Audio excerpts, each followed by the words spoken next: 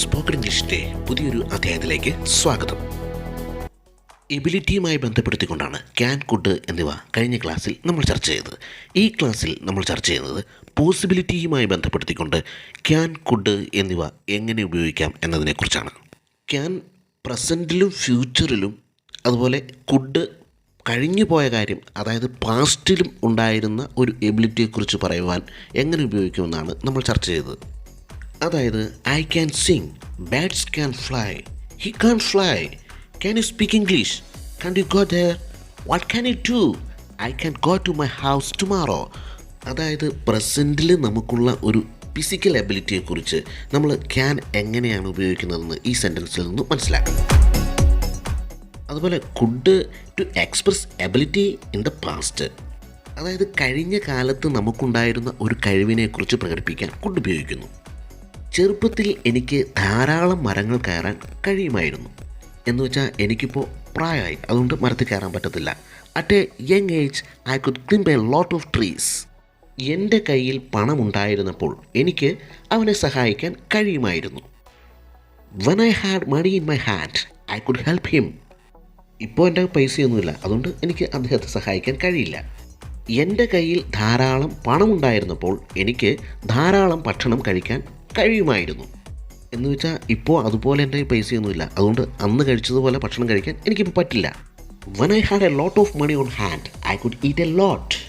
ഇവിടെ ഇപ്പോൾ പണമുണ്ടായിരുന്നെങ്കിൽ ഭക്ഷണം കഴിക്കാമായിരുന്നു എന്നൊരു സാധ്യത കൂടി നിലനിൽക്കുന്നു. എനിക്ക് ആരോഗ്യമുണ്ടായിരുന്നപ്പോൾ എനിക്ക് ശബരിമലയ്ക്ക് പോകാൻ കഴിയുമായിരുന്നു.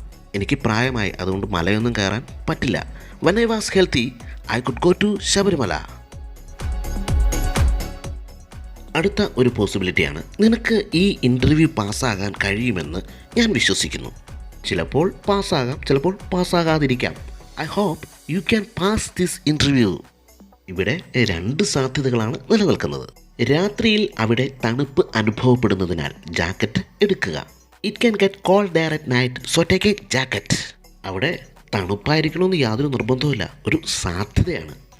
ഇതിന് നിങ്ങൾ പ്രതീക്ഷിച്ചതിലും കൂടുതൽ ചിലവ് വരാം എന്ന് വെച്ച് അത്രയും ചിലവ് വരണമെന്ന് നിർബന്ധമൊന്നുമില്ല, ഒരു സാധ്യതയാണ്. It could cost more than you expect. ഇവിടെ നമുക്ക് ചിലപ്പോൾ ചിലവ് കുറഞ്ഞ് അല്ലെങ്കിൽ പൈസ കുറഞ്ഞ് നമുക്ക് കിട്ടിയേക്കാം, പക്ഷേ ഇവിടെ ഒരു സാധ്യതയെക്കുറിച്ച്, അതായത് പൈസ കൂടിയേക്കാം എന്നൊരു സാധ്യതയെക്കുറിച്ച് സൂചിപ്പിക്കുകയാണ്. കൊടുങ്കാറ്റ് കൂടുതൽ വഷളാകാം എന്ന് വെച്ചാൽ ഇപ്പോൾ കാറ്റ് ഇച്ചിരി കുറവാണ്, കുറച്ചുകൂടെ കഴിഞ്ഞാൽ വളരെ ശക്തമായ രീതിയിൽ കാറ്റ് വീശാൻ സാധ്യതയുണ്ട്.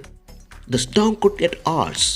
അതുപോലെയുള്ള ഒരു ഡ്രൈവിങ് നിങ്ങൾക്ക് അപകടത്തിന് കാരണമാകാം. You could cause an accident driving like that.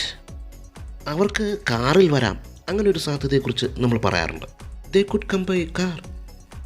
പോസിബിലിറ്റിയെക്കുറിച്ച് പല രീതിയിൽ പറയാം, കുഡ് ബി ഒക്കെ ഉപയോഗിച്ചുകൊണ്ട് പറയാം. നമുക്ക് അടുത്ത ക്ലാസ്സിൽ അതിനെക്കുറിച്ചൊക്കെ ചർച്ച ചെയ്യാം. വീഡിയോ ഇഷ്ടമെങ്കിൽ ലൈക്ക് ചെയ്യുക, സബ്സ്ക്രൈബ് ചെയ്യുക, അടുത്തുള്ള ബെല്ലൈക്കൺ അമർത്തുക, കൂടാതെ സപ്പോർട്ട് ചെയ്യുക. വീണ്ടും നമുക്ക് ഒരു വീഡിയോ ആയിട്ട് കണ്ടുമുട്ടാം. ഓക്കെ.